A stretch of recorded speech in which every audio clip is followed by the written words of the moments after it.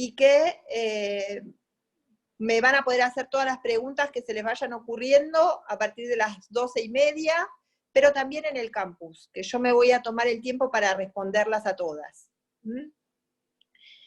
La unidad 3 de nuestro programa de teóricos trabaja sobre las limitaciones al cumplimiento de la regla, que uno podría pensar justamente teniendo una única regla fundamental, que uno podría decir un poco desde afuera del campo analítico, que es sencilla la tarea, ¿no? Porque dirigir la cura, y así lo dice Lacan justamente en ese texto, que se llama Dirección de la cura y los principios de su poder, dirigir la cura no es otra cosa que hacer aplicar la regla fundamental.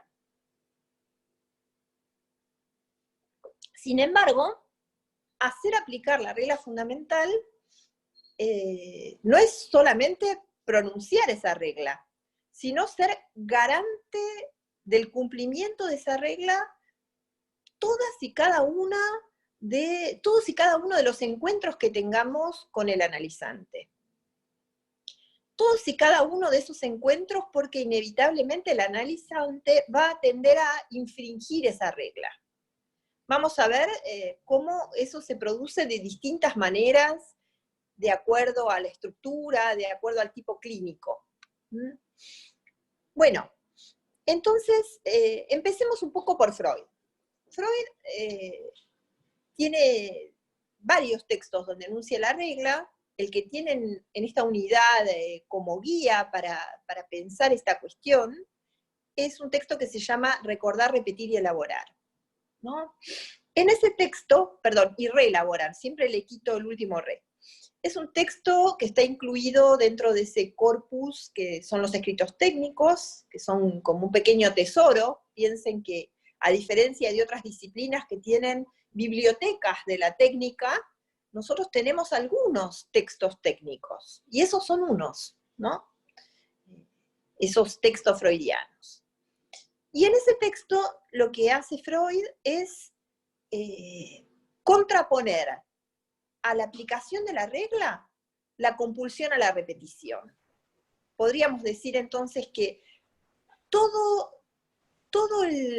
la disputa, ¿no? Porque es un texto lleno de metáforas de dos tipos, se van a dar cuenta cuando lo lean, metáforas bélicas, ¿no?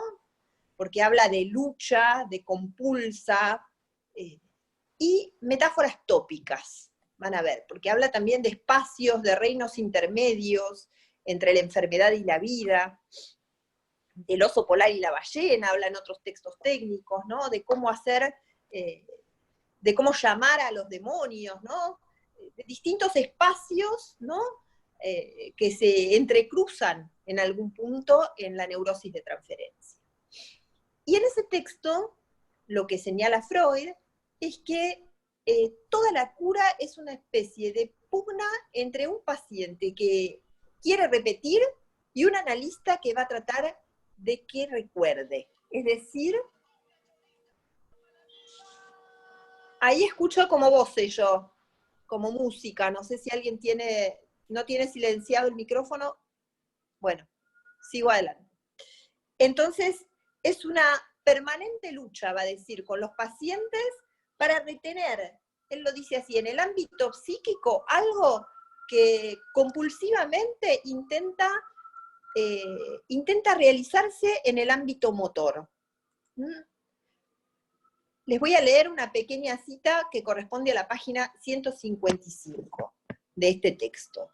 Dice: se dispone a librar una permanente lucha con el paciente a los fines de retener en el ámbito psíquico todos los impulsos que él querría guiar hacia lo motor.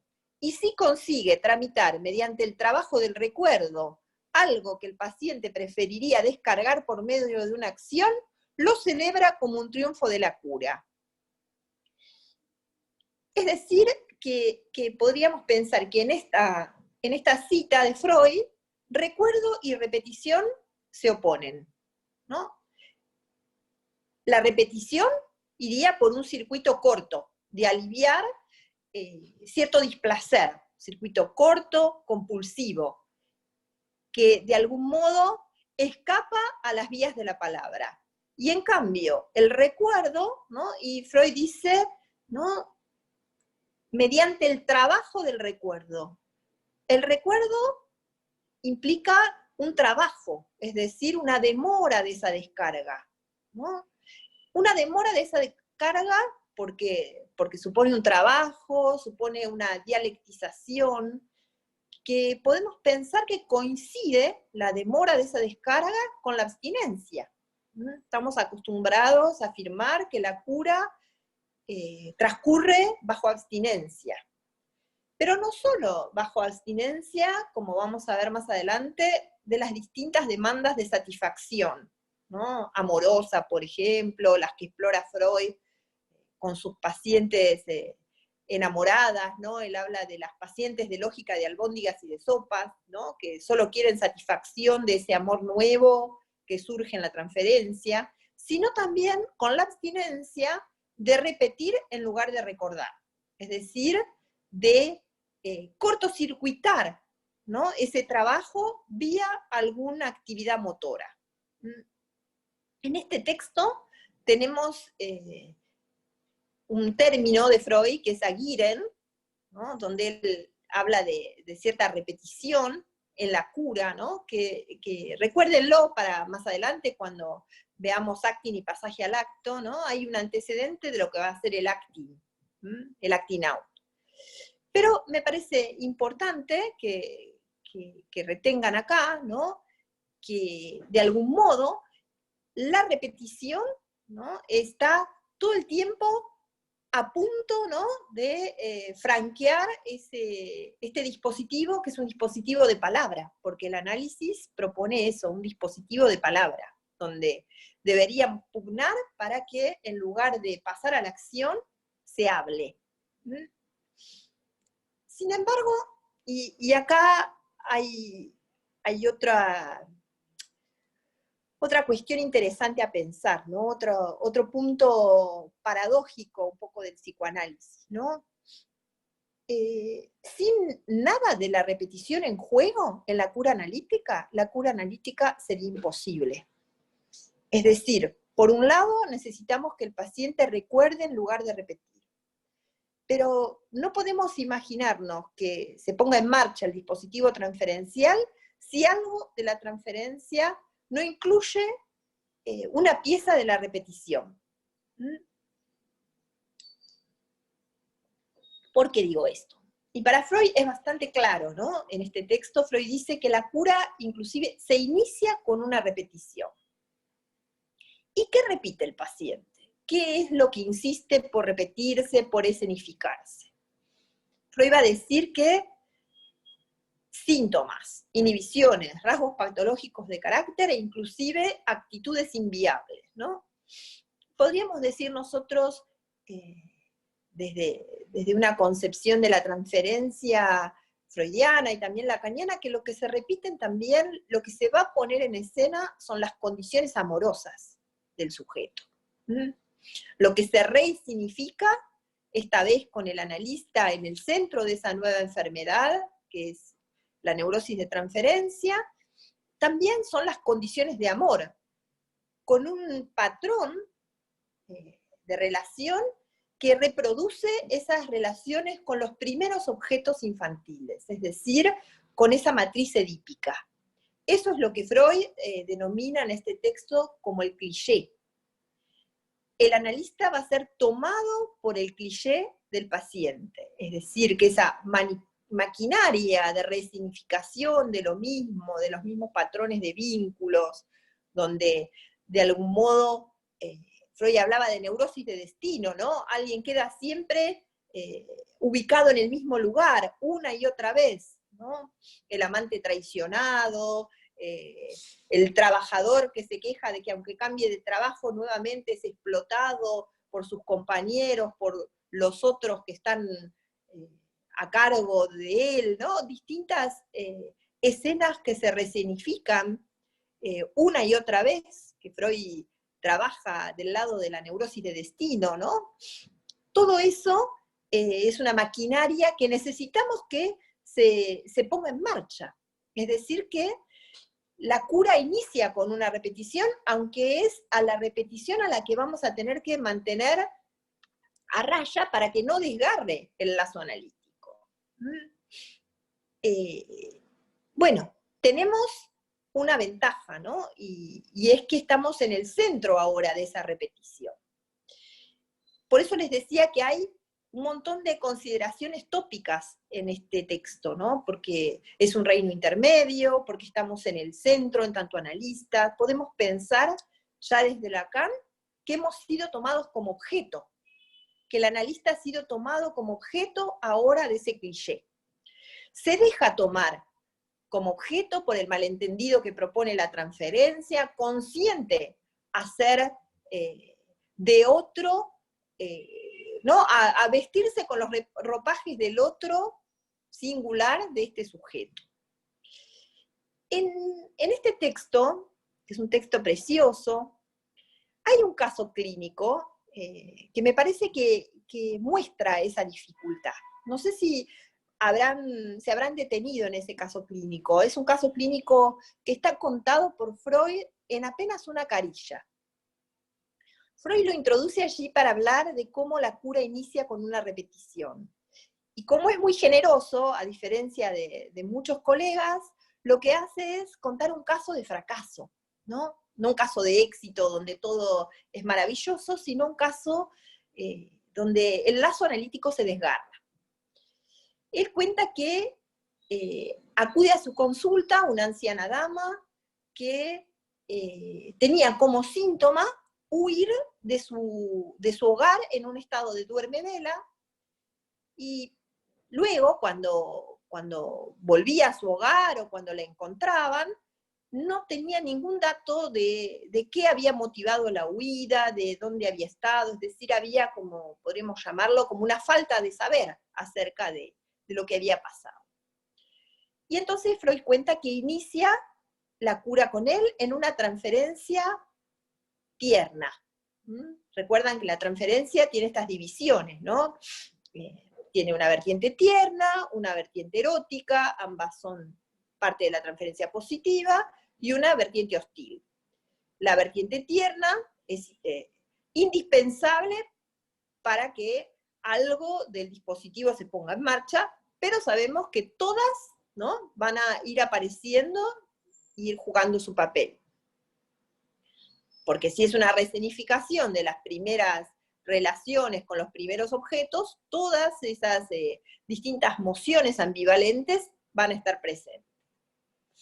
Entonces Freud lo que nos dice es que la cura inicia con una transferencia tierna, bien definida, y dice un dato, dice que crece ominosamente. Fíjense qué interesante, porque en esa palabrita hay una clave, ¿no? Ominoso es el término que utiliza Freud para hablar de lo siniestro. Dice que crece ominosamente la transferencia y que él no llega a tiempo a interpretarla. Y la paciente huye, como huía, ya que este era el síntoma, del lazo analítico sin que él pudiera saber nada, ¿no? Me parece que es un caso precioso para ilustrar esta cuestión doble que tiene la transferencia. Es, por un lado, posibilidad, motor, de que se ponga en marcha, y por otro lado, obstáculo. Y en un caso extremo como este, cuando la repetición se pone en juego, el tratamiento se interrumpe, porque podríamos decir que por la misma puerta que la paciente entra, como si fuera una puerta giratoria, me gusta pensarlo así, la paciente queda por fuera de su experiencia analítica. O mejor dicho, Freud queda fuera, ¿no? Freud se queda fuera de lo que pasa. Entonces, es por eso que nos gusta pensar en la transferencia como una resistencia operativa, ¿no? Decir resistencia operativa es un oxímoron, ¿no? Porque resistencia es lo que se opone al trabajo, operativo es lo que nos sirve para el trabajo, justamente. Pero los oxímoron, que son estas figuras de la retórica que unen términos que de algún modo son antagónicos, como cuando uno dice ardiente oscuridad, ¿no?, transmiten ese límite de la lengua, ¿no?, ese punto donde la lengua no alcanza el lenguaje, el significante a cubrir lo real, donde algo se escabulle, ¿no? Algo de lo real se escabulle. Y la transferencia es eso, es una resistencia operativa. Posibilita y pone en peligro. Porque si el voltaje de los afectos es muy alto, podríamos decir el voltaje amoroso, en este caso, hacia Freud, podría ser el voltaje hostil, si quieren, eso también tiende a cortocircuitar el circuito, ¿no? Es decir, a que no se desarrolle por la vía significante, sino que se ponga en juego alguna acción motora que cancele la posibilidad de la cura. Vamos a tratar de ver entonces cómo se exterioriza esa dificultad a lo largo de una cura, y en especial cómo es para la neurosis obsesiva, ¿no? Ya que esto queda más del lado de la histeria, este ejemplo, ¿no? Para la neurosis obsesiva sabemos que, en cambio, a diferencia de esta paciente que no sabía nada, ¿no? Que prácticamente podríamos hablar de la amnesia acerca de lo que pasaba en estas huidas crepusculares. En cambio, la represión recae sobre las conexiones entre pensamientos, es decir, sobre los nexos. Aísla los recuerdos, los descentra. Descentramiento es el término que utiliza Freud para hablar de desplazamiento en la interpretación de los sueños, ¿no? Los descentra, es decir, aparece un afecto anudado a una representación que no es la original. De ahí que los psicoanalistas insistamos en esta idea de que el afecto miente, que salvo la angustia, el afecto es un poco mentiroso, porque se anuda a una representación que no es la original, se desplaza, ¿no? Entonces, en la neurosis obsesiva, en cambio, la represión recae sobre esos nexos, rompe los nexos, ¿no? Y actúa bajo algo que Freud denomina en inhibición, síntoma y angustia, en el capítulo que tienen para esta unidad, actúa bajo el nombre de lo que él llama tabú del contacto, ¿no? Les voy a leer una cita muy breve acerca de cómo trabaja, ¿no? Dice: el aislamiento es una cancelación de la posibilidad de contacto, un recurso para sustraer a una cosa del mundo de todo contacto. Y cuando el neurótico aísla también una impresión o una actividad mediante una pausa, nos da a entender simbólicamente que no quiere dejar que los pensamientos referidos a ella entren en contacto asociativo con otros. Entonces, para el neurótico obsesivo, en general, lo que se presenta es una gran dificultad. ¿Recuerdan el corolario de la regla fundamental que dice no sistematizar? ¿No? Una gran dificultad para cumplir con ese corolario a la regla, para no sistematizar el discurso. Y sabemos que la sistematización está al servicio del control yoico sobre lo que uno dice. Si uno sistematiza, hay menos posibilidades de que algo se escabulla al yo vigilante, como lo llama Freud, y se diga algo más allá de las voluntades yoicas del decir. Es decir, que se haga escuchar alguna otra cosa. De esa manera, entonces, bajo cierto incumplimiento a la sistematización de la regla, ¿no? A la no sistematización de la, perdón, me entran mensajes en el celular y me distraigo un poco, a la no sistematización de la regla es que incumple la neurosis obsesiva con nuestra regla.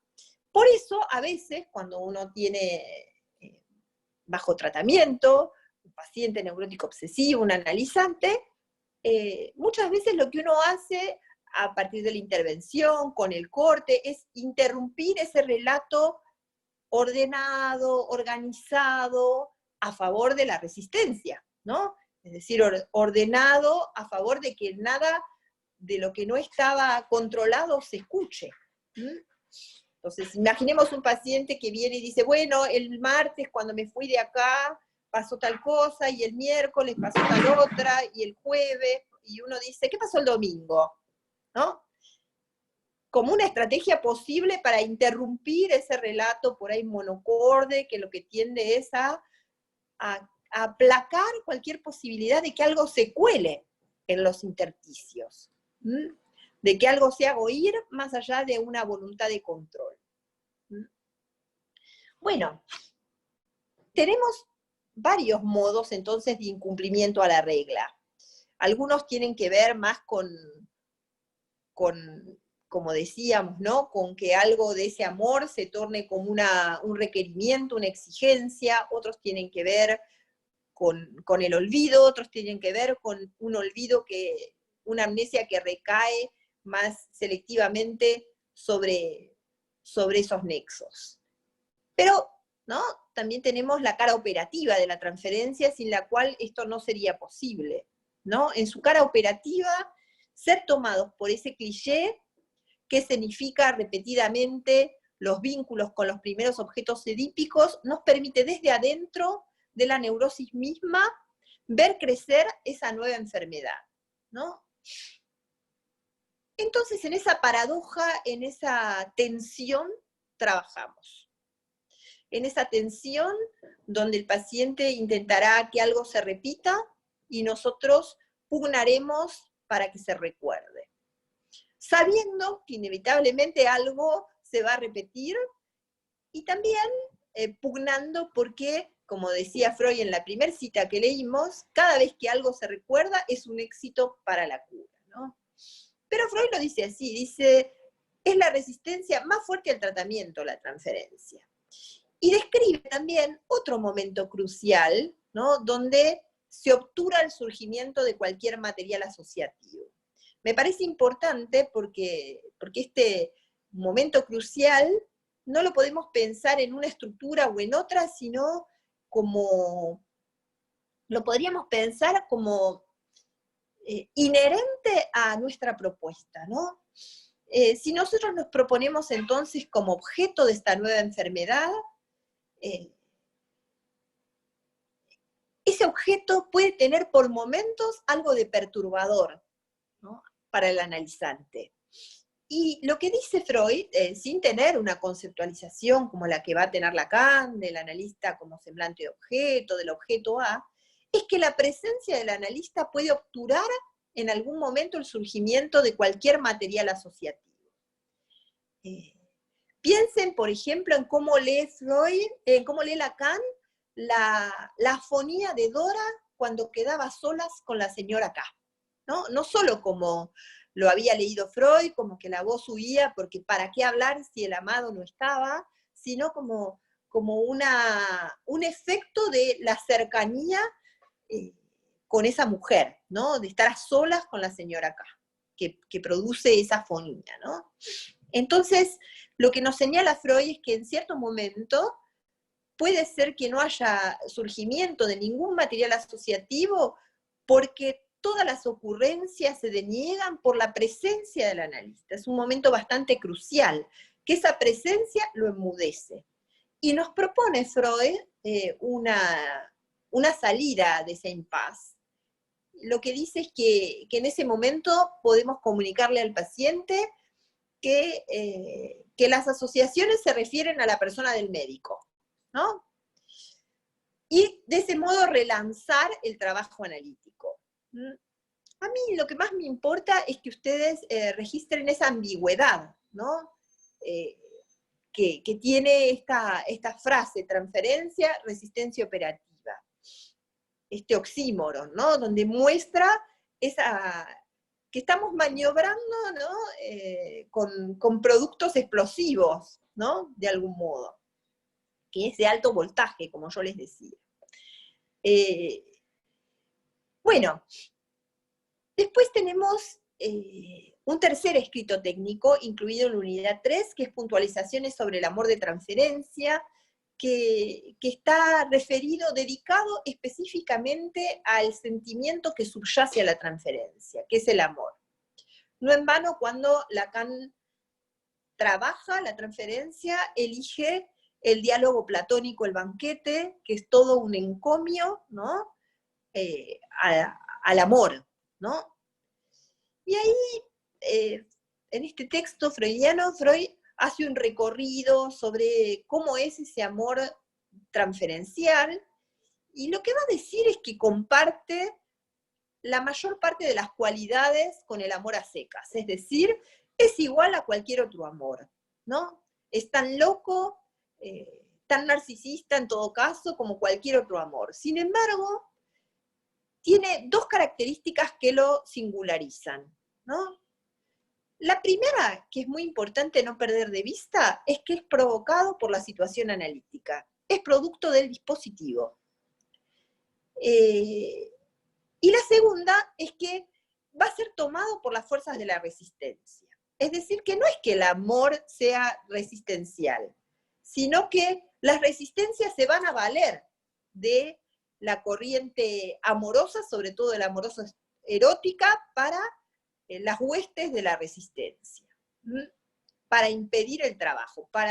Cuando hablo de impedir, siempre lo pienso en términos de, para tratar de que algo, en lugar de dialectizarse, se repita, pase al plano motor, como en esta paciente que se enamora de Freud y huye, ¿no? En el caso que hablábamos, en su estado crepuscular.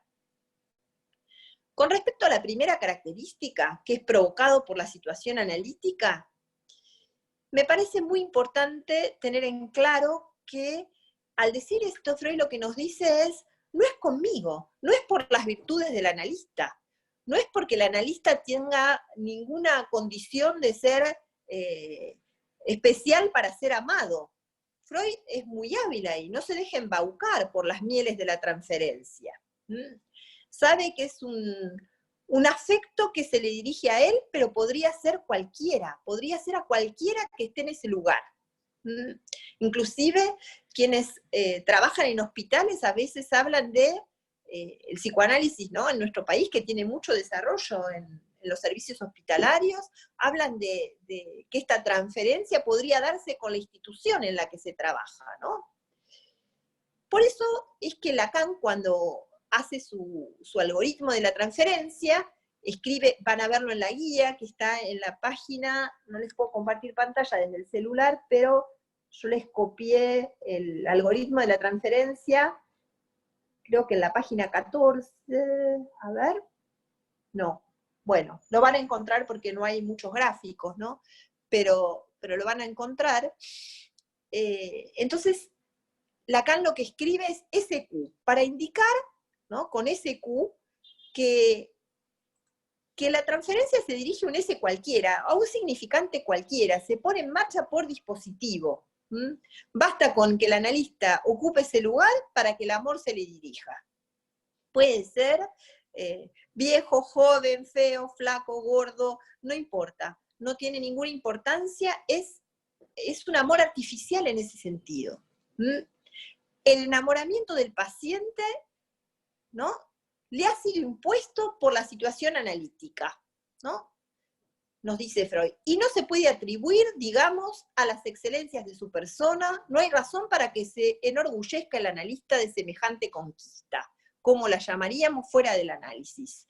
Y Freud nos dice, es bueno estar sobre aviso de eso, no creerse que es con la persona del analista.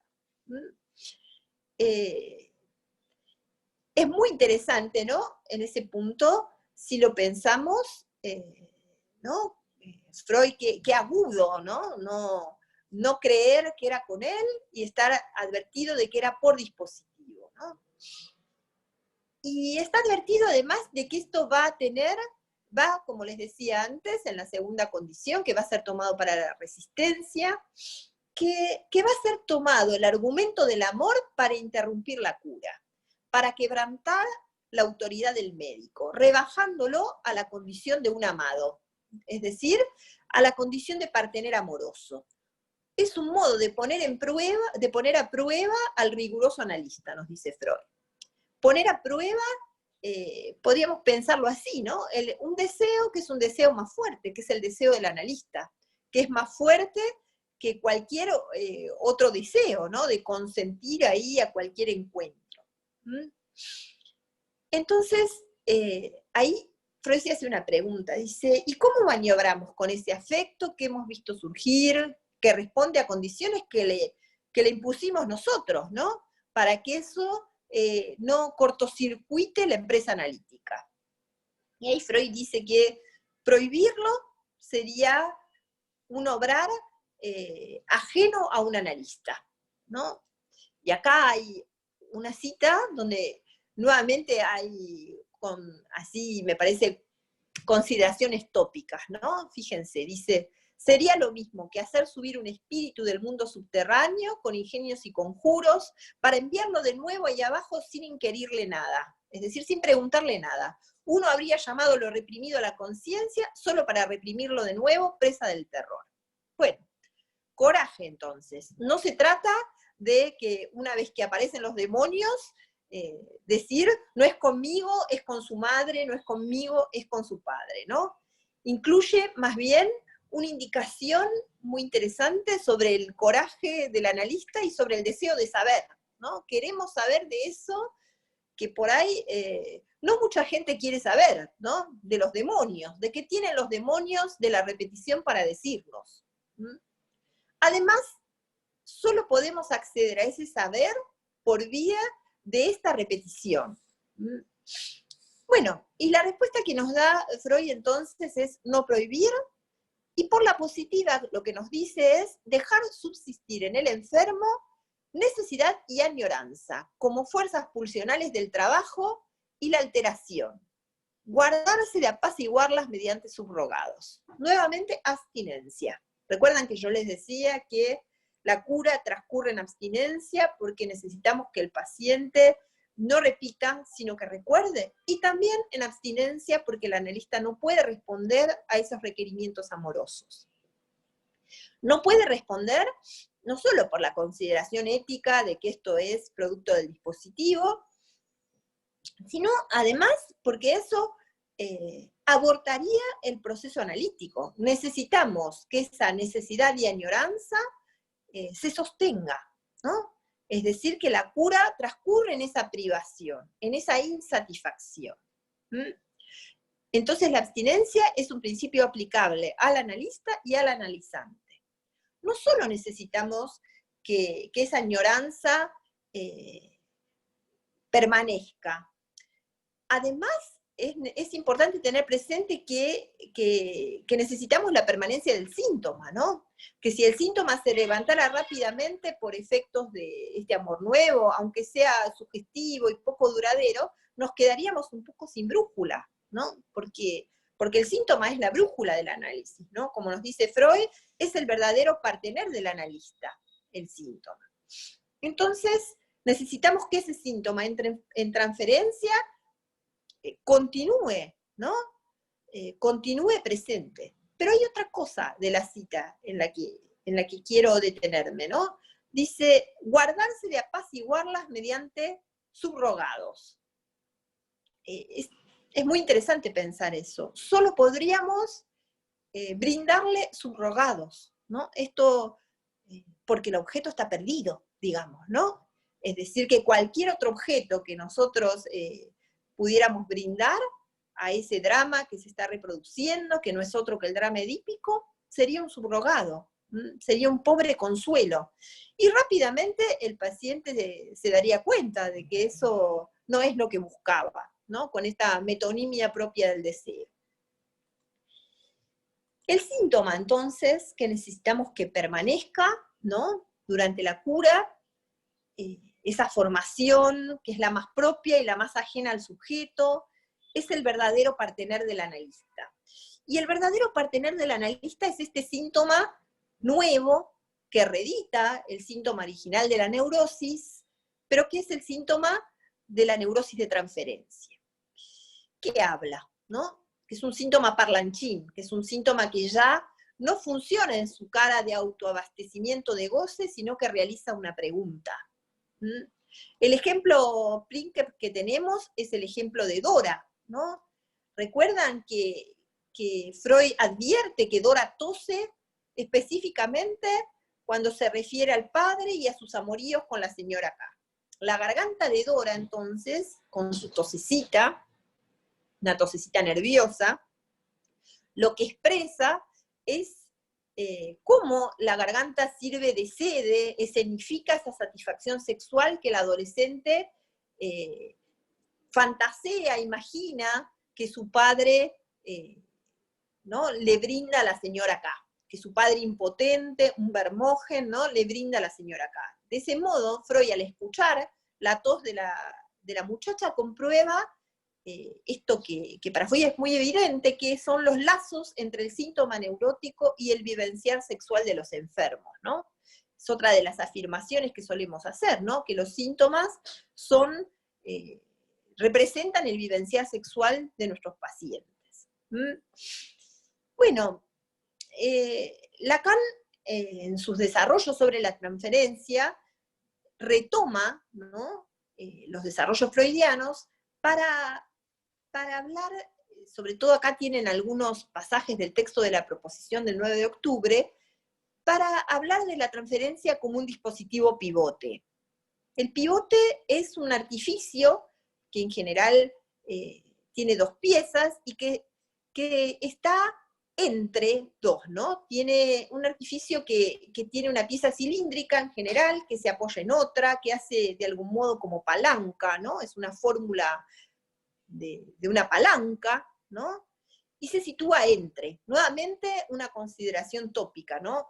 Entre la enfermedad y la vida, ¿no? Decía Freud, ¿no? Entre el analizante y el analista. Es un dispositivo, entonces, la transferencia, nos dice Lacan, que está entre, ¿no? Y él lo va a llamar sujeto supuesto al saber, ¿no? Esa fórmula, ¿no? Palanca, que de algún modo inaugura una terceridad. Desde el momento en el que alguien se dirige a un analista en tanto intérprete, es decir, albergando alguna creencia de que ese analista puede revelarle o hacer surgir significantes que le pertenecen pero que él mismo desconoce, pone en funcionamiento la suposición de un saber.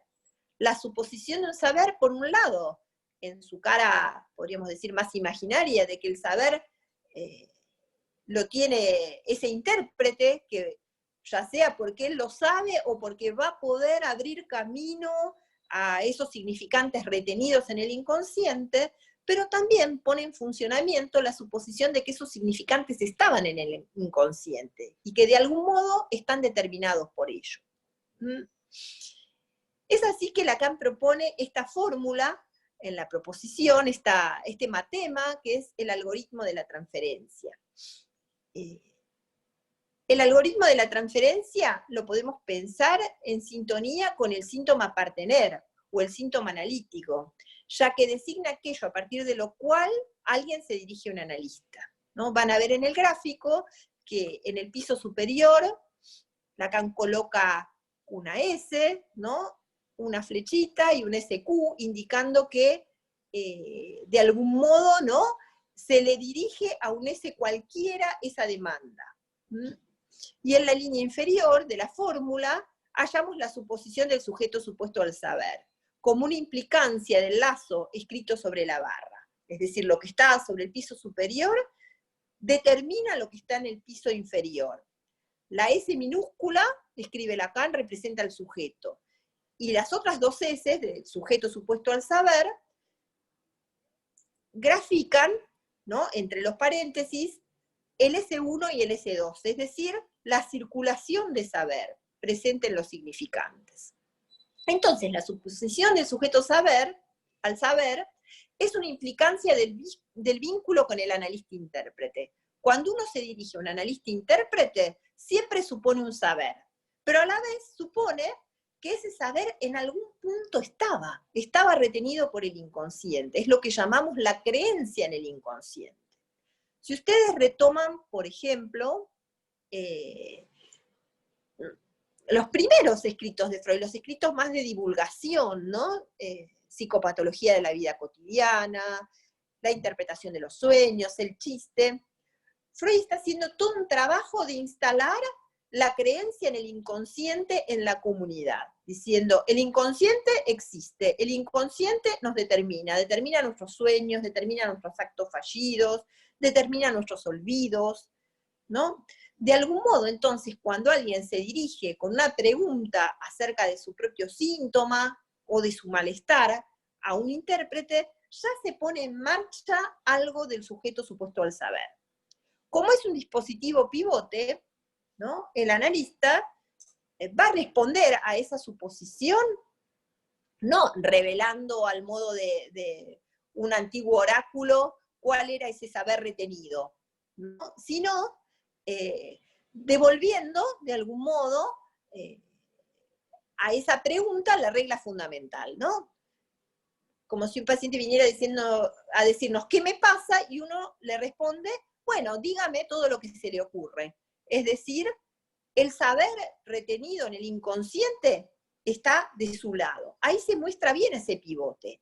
Como hay una cara de ese sujeto supuesto al saber, donde el saber imaginariamente lo tendría el analista, y en la regla fundamental lo que se le responde a esa demanda de solución, ¿no? Digámoslo, porque es una demanda no tan claramente de saber, sino del saber, deme el saber acerca de mi síntoma, es con esta propuesta de trabajo, que es de algún modo decir, bueno, ese saber retenido, hay que en el trabajo del recuerdo, algo de eso irá saliendo a la luz. Entonces tenemos en esa fórmula, ¿no? Que nos plantea Lacan, ¿no? En la proposición, una direccionalidad hacia un SQ, hacia un S cualquiera sea el analista intérprete, que lo que supone por debajo como implicancia es la suposición de un saber, ¿no? Retenido en el inconsciente. Aplicar la regla fundamental, entonces, justamente es responder a esa demanda del saber con que va a ser necesario un trabajo del recuerdo para que ese saber cifrado, retenido en el inconsciente, advenga a la luz. De esa manera, ¿no? Nuevamente, acá, lo que se escenifica, ¿no? Y me parece que en esto, provocativamente, me parece que además pensar en un S cualquiera va en consonancia con lo que decía Freud, ¿no? No es con su persona, es por dispositivo, no es por la persona del analista, es lo que nosotros llamamos destitución subjetiva. Estamos tomados como objeto, somos un objeto A, tomado como objeto en las redes de esa matriz, de ese cliché que se reedita con el analista. Y de lo que se tratará es de hacer surgir ese saber retenido. Bueno, me voy a detener acá un poquito para hacer lugar a las preguntas, y luego, en todo caso, si hay tiempo, sigo. No sé, Antonella, si podés abrir los micrófonos. Profe, ¿podría explicar de nuevo la parte donde explicaba el piso más superior y más bajo del grafo? Que quizás Sí. se me fue un poco rápido para mí. Voy a intentar compartir la pantalla para que vean el gráfico, que me parece que es más fácil. A ver. Porque ustedes me siguen viendo. A ver. Está en la guía de lectura, por si alguno lo quiere ver desde ahí. A ver si me paso a la computadora, puedo. No ven, no. Ahí se ve. Sí, se ve bien. Sí, se ve bien, profe. Bueno, entonces, si con esa dimensión necesaria para que el síntoma se transforme en un síntoma analítico, ¿no? Que es la dimensión de la suposición de una causa para el síntoma, ¿no? Porque el síntoma, si no tiene una pregunta en su interior, ¿no? Está sellado, digamos, funciona como autoabastecimiento de goce, se goza de eso. Cuando ese síntoma de algún modo se descompone un poco en su funcionamiento, se plantea una pregunta. La pregunta podría ser, ¿por qué me pasa siempre esto? ¿No?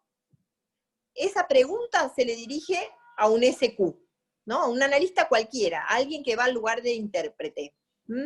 Suponiéndose, pensemos en la vía, si quieren, más imaginaria, que ese sabe lo que a mí me pasa, ¿no? O suponiendo que ese puede hacer surgir, ¿no? Y ahora voy al piso de abajo, esos significantes que están retenidos en el inconsciente. Eso supone entonces automáticamente no solo algo que nos enlaza a un otro, algo que enlaza a un otro de la transferencia, sino también la suposición de un saber retenido en el inconsciente. ¿Mm? No sé si ahí queda más clara la explicación. Sí, gracias.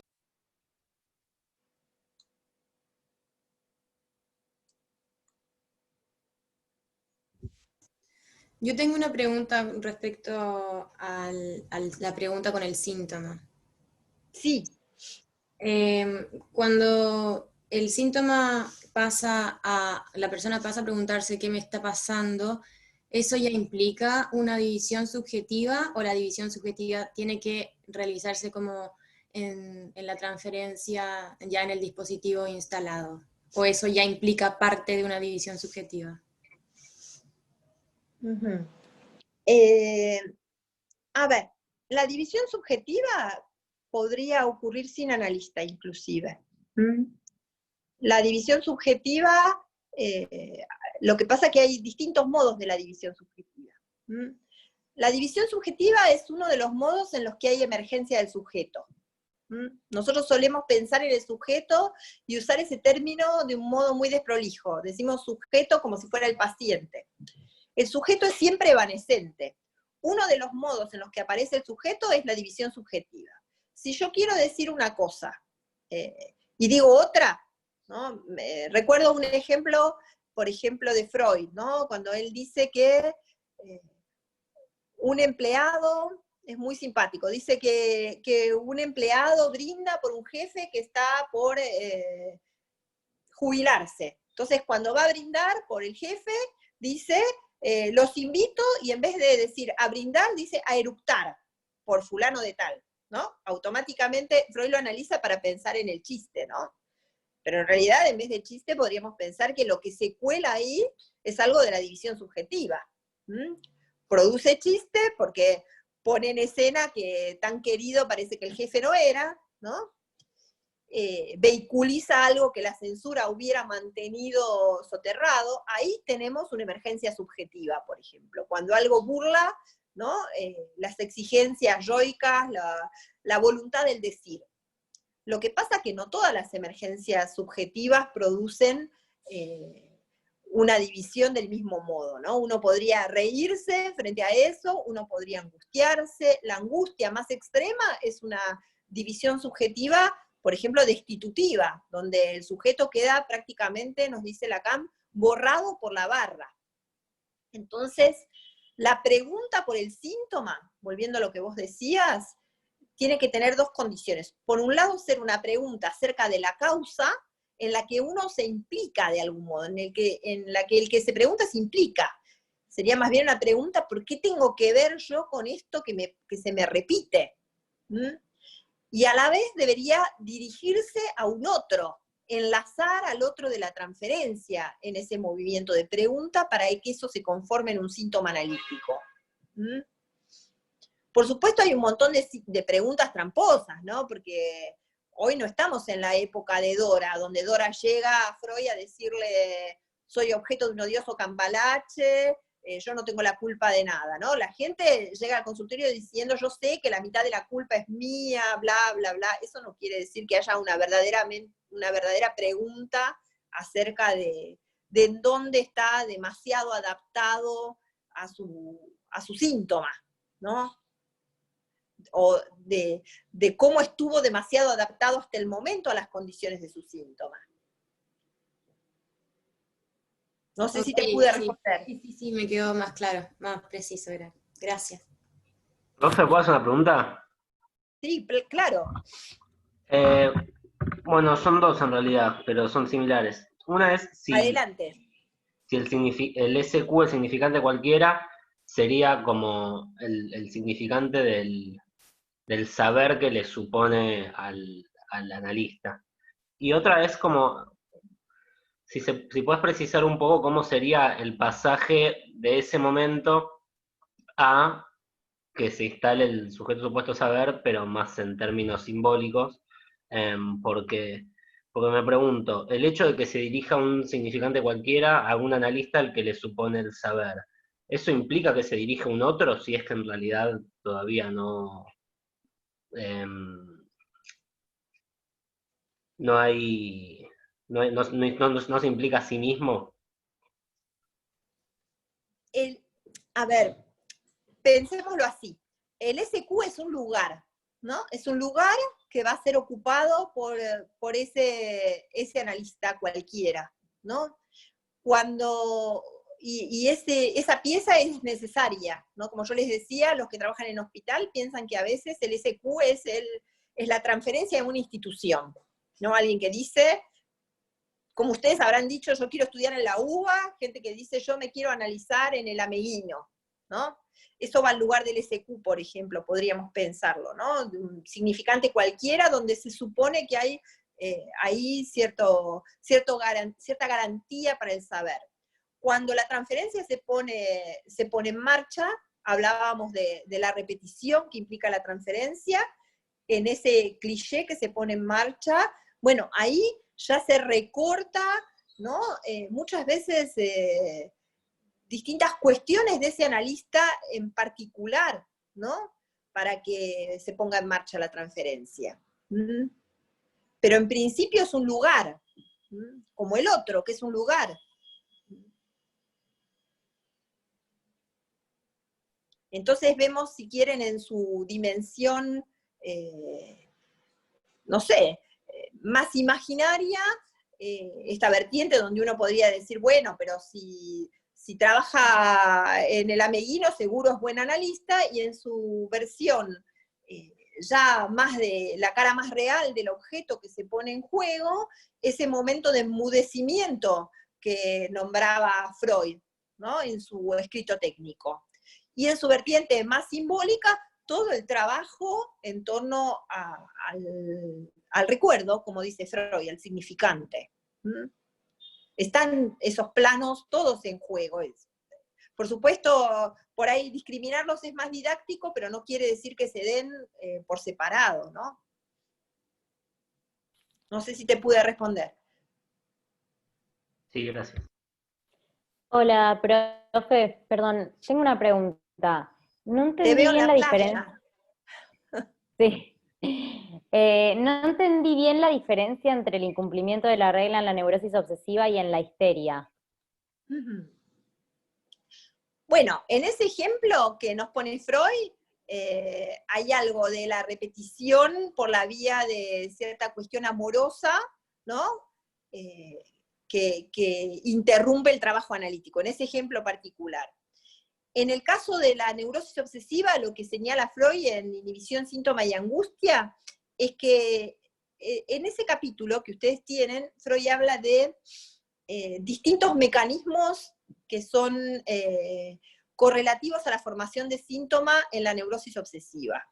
Entonces habla de dos mecanismos específicamente. Uno es anular lo acontecido y el otro es el acto en dos tiempos, ¿no?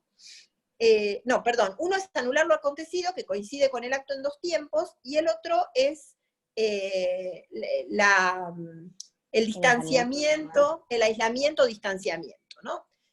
Anular lo acontecido, ¿no? O el síntoma en dos tiempos es, lo recordarán, saco la rama, pongo la rama, ¿no? Saco la rama porque mi amada va a pasar ahí con la carroza para que no vuelque la carroza, la vuelvo a poner porque no tenía ningún sentido lo que hice. Los dos actos compulsivos, los dos actos son parte del mismo síntoma. Uno expresa la corriente tierna y el otro la corriente hostil. Y el segundo de estos mecanismos de formación de síntoma es el aislamiento. Y lo que nos dice ahí Freud es que lo que hace el neurótico obsesivo es separar, de algún modo, aislar las distintas vivencias. Por eso es tan común que en la neurosis obsesiva alguien diga tal cosa que, bueno, nunca te conté porque pensé que no tenía mucha importancia. Ahora pienso que por ahí tiene alguna relación, ¿no? Es como si los nexos entre las vivencias estuvieran cortados, ¿no? Ahí tenemos el ejemplo, me parece más claro y conocido por todos, es el del hombre de las ratas, donde él se sentía culpable por la muerte del padre, porque en el momento que el padre muere, él no estaba ahí en su lecho, pero en realidad lo que demuestra Freud es que era culpable por su sentimiento edípico de muerte al padre, es decir, está descentrado, disociado el afecto de la representación. Y lo que nos dice Freud es que el neurótico obsesivo incumple de la misma manera la regla fundamental, otorgándole a ciertas representaciones un afecto que no les corresponde y cortando esos lazos, disociando de algún modo cada contenido. Por eso, lo que yo les decía, volviendo a la regla fundamental, ¿no? Y a estos corolarios, diga todo aunque le dé vergüenza, no sistematice, es que muchas veces lo que aparece en la neurosis obsesiva es una sistematización de ese discurso, que es una sistematización yoica, que es un trabajo para que no se cuele nada de lo inconsciente, para que no haya emergencia subjetiva. Tienen otro ejemplo en El hombre de las ratas, muy simpático, que era ese rezo que él hacía, no sé si lo recuerdan, que él rezaba Gisela Amén, todo junto, porque si rezaba, él decía que se colaba alguna palabra que venía a cambiar todo el sentido de la cadena, ¿no? Imagínense que yo digo, Padre nuestro, y en vez de decir que estás en los cielos, digo que no estás en los cielos. Ya toda la cadena de sentido cambió, que es lo que nos pasa con el significante, ¿no? Queremos decir todo un parlamento, pero en vez de decir brindo porque mi jefe se retira, digo eructo porque mi jefe se retira, toda la cadena se cambió. O decimos una palabra amorosa, pero equivocamos el nombre del amado, bueno, ya dijimos otra cosa. Entonces, esa sistematización servía para que no haya una emergencia subjetiva. De esa manera, ¿no? Lo que descubre Freud, bueno, en el análisis de ese Gisela Amén es que estaba Gisela y Semen, ¿no? Es que igual se había colado algo de la emergencia ¿no? del sujeto, de lo más pulsional. Pero sería más bien por esa vertiente, el incumplimiento. Perfecto, gracias.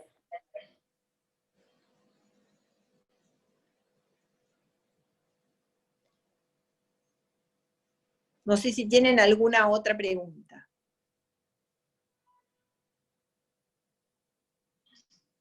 A mí no me... Disculpe, hola, ¿cómo está? Hola. A mí no me quedó claro cuando decía que, bueno, que la cura transcurre en abstinencia y que este principio es aplicable tanto al analista como al analizante. No me quedó claro por qué al analizante también. Al analizante también, porque el analizante querría repetir. Y en vez de repetir, tiene, como decíamos, que someterse al trabajo de recordar, que es un trabajo, que es algo más lento. Entonces se abstiene de repetir. Se abstiene de repetir también en su reclamo amoroso, porque el analista se deniega, pero también de la repetición, ¿no? En vez de repetir, tiene que recordar. Freud era muy extremo en eso, incluso decía que cuando un paciente venía a decirle, me quiero casar, me caso, no me caso, él decía, no, cuando termine la cura, ¿no? Es cierto que los análisis eran más breves, pero fíjense cómo creía que cualquier acto, cualquier acción, cualquier decisión que se tomara durante el tratamiento estaba teñida por la resistencia, ¿no? Entonces, como de algún modo es un pedido de que suspenda ese circuito más corto de satisfacción pulsional y se avenga al trabajo, al circuito más lento, por eso decimos que es también en abstinencia para el paciente. No sé, Genial, ¿te queda muchas más gracias. Sí, gracias. Una pregunta, ¿qué tal? ¿El Hola. acting out sería algún tipo de incumplimiento de la regla, entonces? Está muy bien tu pregunta. Me parece que sí, que el acting out es algo que, si lo pensamos dentro de la cura analítica, ¿no? Que el acting out es un incumplimiento a la regla. Es un incumplimiento a la regla para Lacan, es un incumplimiento a la regla, ya van a ver acting out y pasaje al acto más en detalle, pero que se da porque el analista se corrió de su lugar, ¿no? Que es un correctivo hacia el analista, pero sí. Por eso yo les decía que el aguirre freudiano es un antecedente del acting. Porque algo que debía ser tramitado por los desfiladeros del significante se actuó. Sí. Gracias. Profe, una pregunta. Con respecto al concepto de sujeto supuesto saber, si bien es algo que se ubica más del lado del analista al principio, ¿no? Tiene que hacerse como una especie, sería como un proceso a llevarlo del lado del analizante, esa posición, durante la cura. Bueno, me parece que podríamos pensar que la transferencia positiva tierna, ¿no? Que es esta vertiente necesaria, ¿no? De suponerle un saber al analista, ¿no? En esa vertiente, si quieren, más imaginaria, lo deja más del lado del analista, ese saber, y que todo el tiempo el analista va a decir, el saber retenido, ¿no? Está de su lado, siga asociando, pero que sí, que en algún momento que eso no quede del lado del analista implica que sea terminable un análisis, ¿no? Pero además porque haya un momento donde, a ver, está bien lo que vos decís, pero también agregaría un paso más. Hacia el final del análisis debería haber un momento donde no solo no hay un otro que podría abrir paso a esos significantes retenidos en el inconsciente, sino que se devalúa un poco esa búsqueda de sentido.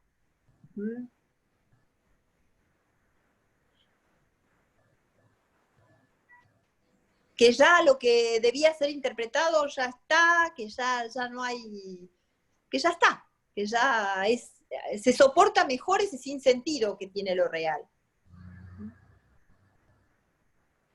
Gracias.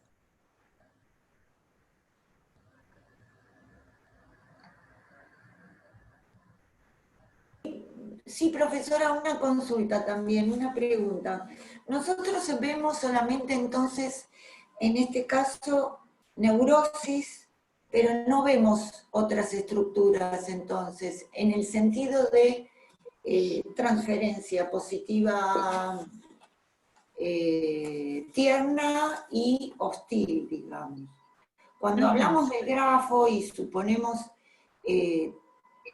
digamos que este supuesto saber está dirigido a un analista cualquiera y se transforma en esos significantes retenidos, solamente hablamos de neurosis, histeria y neurosis obsesiva. No hablamos ni de perversión en estos casos, porque ahí serían distintas las posiciones. Bueno, el sujeto supuesto al saber no funciona igual para la psicosis. No funciona del mismo modo para la psicosis porque el saber más bien queda del lado del sujeto, ¿no? Lo que caracteriza la psicosis, yo no me había metido con eso porque pensaba dejarlo para la clase que viene, pero puedo adelantar alguna cuestión. El psicótico más bien es aquel que sabe, ¿no? Una de las características de Lacan en el seminario 3, ¿no? Para la psicosis, especialmente él lo dice para la paranoia, es la certeza del delirante, ¿no? La certeza que no es tanto sobre el contenido de su delirio, sino la certeza que recae sobre la autorreferencia, es decir, sobre que eso le concierne. Es decir, que el sujeto psicótico no transfiere una pregunta acerca del saber porque él sabe. Y más bien nosotros, los analistas, hacemos, como nos dice Lacan, nos da esa indicación de secretarios del alienado, es decir, recibimos ese saber. En ese punto es distinto. La transferencia tiene otra formulación, vamos a ver algo la semana que viene. En relación a la perversión, que deberíamos discutir, ¿no? Más psicopatológicamente, si es una estructura, si no es una estructura, ¿no? Hay muchos debates, si es una práctica. Cuando cuando el paciente perverso tiene un síntoma que lo divide, la formulación es la misma que la que vimos para la neurosis. Transfiere un saber acerca de esos significantes retenidos al analista sobre su síntoma, ¿no? No así por ahí sobre sus condiciones sexuales, ¿no? No necesariamente, pero sí sobre sus síntomas. Igual vamos a volver sobre la cuestión de la psicosis la clase que viene. Pero es cierto que esta fórmula es una fórmula que Lacan piensa, ¿no? Más bien del lado de la neurosis.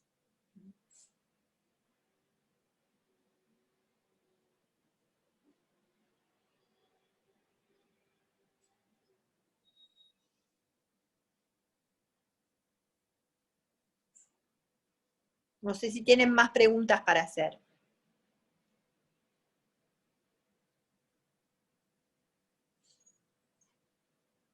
¿Hola?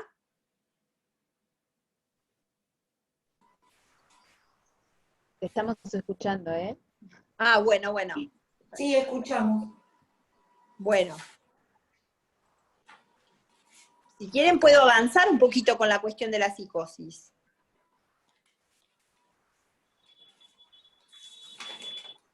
Yo le quería preguntar, porque me quedé con la duda, ¿no? Pero si puede ampliar un poco ese debate sobre si la perversión es una estructura o no.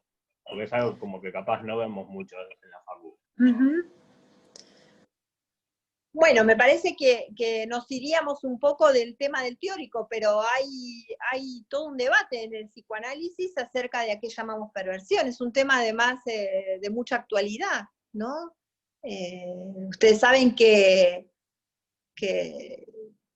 no sé, para Freud, por ejemplo, la perversión, además de decir, ¿no?, que la sexualidad es perversa y polimorfa, para Freud es perversión todo aquello, ¿no?, que eleve, ¿cómo lo dice él? Dice algo así como, voy a citarlo mal seguro, que eleve a la condición de meta lo que sería un placer secundario, por ejemplo. Hoy no diríamos, para nada haríamos coincidir necesariamente algo de la práctica sexual con la perversión, ¿no? Hay un montón de cuestiones a debatir sobre eso, ¿no? Y me parece que claramente para Freud, por ejemplo, el paradigma del perverso es el fetichista, en ese sentido, ¿no? Algo que es una condición pasa a ser meta, ¿no? Sin eso no se puede, ¿no? Sin el fetiche, el objeto fetiche no se puede, por ejemplo, ¿no? Y para Lacan podríamos pensar que la perversión, que el paradigma más bien de la perversión está más del lado del masoquismo, ¿no? Me parece que ahí nosotros tenemos cosas para decir que tienen que ver no tanto con la práctica sexual, ¿no?, sino con el tipo de lazo al otro, ¿no? El tipo a veces es perverso y es un pasaje al acto perverso, un relato de un paciente, ¿no? Entonces me parece que ahí hay todo un debate muy interesante para hacer, muy actual, sobre a qué llamamos perversión, ¿no? Que va a merecer que discutamos muchas cosas los analistas, ¿no? Que nos revisemos. No es tan reciente, para que ustedes lo piensen, que de la lista de enfermedades del DSM se retiró la homosexualidad, por ejemplo, ¿no? Y hoy sería un disparate hacer coincidir eso con la perversión. Lo que me parece que nos puede orientar es pensar que en una definición lacaniana del síntoma, que es la siguiente, dice: el síntoma es lo que divide al sujeto en la neurosis, la perversión y la psicosis. Es decir, que llamamos síntoma a lo que divide al sujeto. A ese sujeto en particular, no al otro social. Me parece que eso nos orienta en nuestra práctica.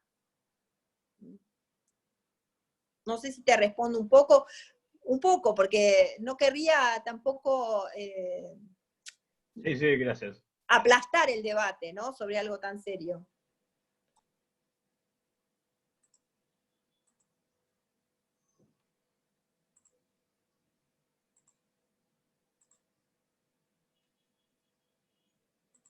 Si les parece, entonces yo continúo unos minutos sobre la cuestión de la transferencia en la psicosis. Ahí ustedes tienen, ¿no? Me parece que el punto de la transferencia en la psicosis que traía con su pregunta la compañera es muy interesante porque es un punto donde necesitamos fuertemente del desarrollo lacaniano, ¿no? Porque Freud sostenía otra cosa, ¿no? Freud sostenía que, o por lo menos escribe eso, porque es muy discutible qué hizo Freud en su clínica después al respecto, y cómo trabaja con casos que hoy podríamos pensar si no eran una psicosis, como es el caso del hombre de los lobos. Pero lo que dice Freud es que las neurosis narcisistas no podían transferir, no podían establecer lazos transferenciales. Entonces él limita su clínica, su práctica clínica a las neurosis. En ese punto, ¿no? Tenemos que pensar que Freud estaba muy preocupado por el éxito de su doctrina, ¿no? Estaba instalando la práctica del psicoanálisis y no se podía permitir fracasos en ese punto. Y es por eso que ahí se detiene, ¿no? Y Lacan dice no retroceder ante la psicosis, ¿no? No debemos retroceder frente a la psicosis, es decir, tenemos que los analistas que también dedicarnos a los pacientes psicóticos, ¿no? Y él va a situar, sin duda, en este texto que tienen ustedes, tienen un texto que es una partecita, ¿no? De una cuestión preliminar a todo tratamiento de la psicosis, ¿no? A todo tratamiento posible de la psicosis, tiene en el capítulo 1, y ahí él sitúa que claramente, ¿no? Hay una posibilidad de transferencia, ¿no? Que es una posición muy distintiva en general a la de la neurosis, porque no es, y a la de la perversión, porque no es ni de un pedido de garantías al otro, porque más bien el psicótico se dirige al otro con una certeza y muchas veces con cierta necesidad de testimoniar de eso que le acontece.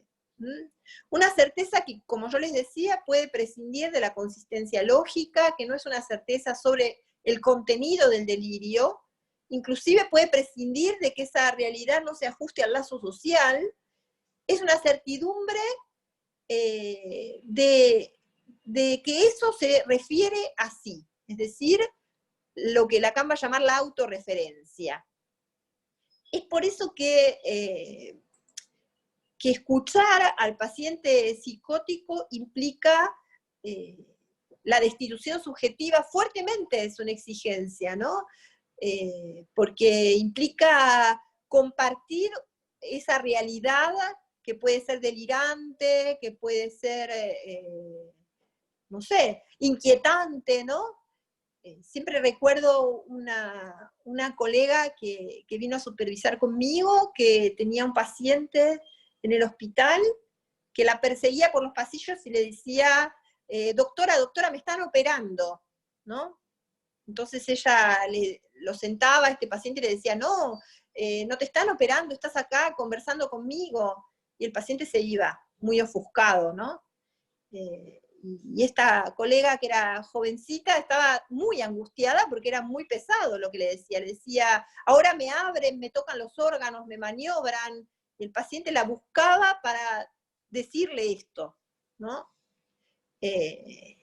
Insistentemente.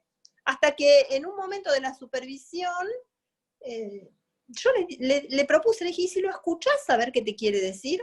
¿No? A ver qué te cuenta, escúchalo. Y cuando esta colega lo escuchó, ¿no? El paciente tenía todo un relato bien acorde a cierta manifestación esquizofrénica, ¿no? De del lenguaje de órgano, de lo que le pasaba en su interior, de cómo maniobraban con sus órganos, ¿no? Pero que poder testimoniar de eso lo pacificó. Piensen que esto que el paciente tenía para decir, que evidentemente era delirante, hasta ese momento había sido rechazado por todos. Nadie quería escuchar eso. Ni los médicos, ni la familia, ni los enfermeros, nadie. Era una verdad acerca de lo que él estaba atravesando que era insoportable. Es por eso que decimos que la clínica es lo real en tanto lo imposible de soportar. Y esta posición del analista de escuchar, de recibir ese testimonio, fue fundamental en ese punto, para alojar a este sujeto psicótico, que no venía a buscar una garantía de esto o aquello, un saber retenido, venía a testimoniar de su saber. Me parece que es un ejemplo por ahí bastante extremo de cierta demanda que puede tener la psicosis y bastante conmovedor de cómo esa verdad hasta ese momento había sido rechazada por cualquier otro.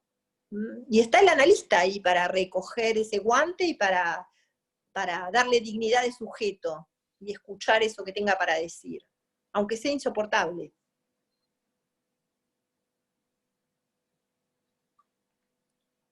No sé si quieren hacer alguna pregunta más, tenemos un ratito más.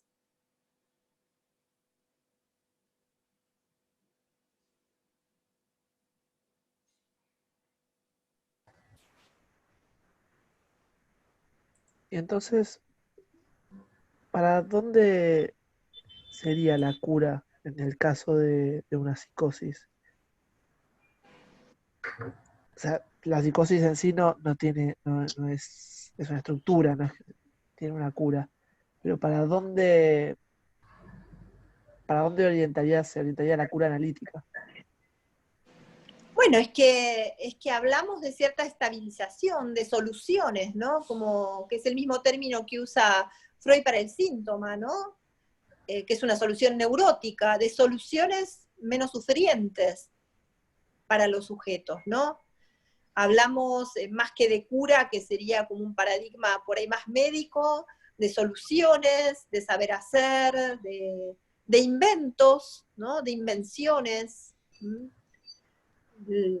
Supongo que ahí habría que ver en cada caso, ¿no? Pero la solución sería que eso no sea tan perturbador en ese punto, que esto que el paciente estaba viviendo no sea tan perturbador, que no lo deje por fuera del lazo social, esto horroroso que él tiene para decir, ¿no? En esa dirección sería la cura. Perdón, creo que voy en sintonía con esta pregunta de recién, pero no me termina de quedar claro entonces qué hay que hacer con la psicosis, porque está bien, hay que sostener el delirio para que lo pueda desplegar, pero ¿cuáles son las intervenciones de verdad que puede hacer un analista en la transferencia con un sujeto psicótico? Aparte porque ahora estamos hablando de que un psicótico ya viene con el delirio, pero puede ser que llegue en una prepsicosis y que no se haya desencadenado el delirio. Entonces, ¿qué se hace ahí? ¿Cómo se establece la transferencia si todavía no hay delirio? Muy bien, eso que vos decís me parece que ilumina que la pregunta por qué se hace con un psicótico es incontestable, ¿no? Porque habría que ver en cada caso qué se hace. Como vos decís, además este caso por ahí que yo les estaba diciendo es un caso donde había un franco desencadenamiento, no había todavía un delirio, pero sí había ideas delirantes, ¿no? La pregunta ¿qué se hace con un psicótico? ¿No? Lo que puedo responder a priori es se escucha, ¿no? Se escucha, se recibe esa versión, no se intenta sofocar ni acallar, ¿no? En principio eso te puedo decir. Después habría que ver en cada caso. En los prácticos van a tener algunos materiales sobre casuística, ¿no? Y direcciones de la cura en particular en la psicosis, para ver qué hizo ahí cada analista.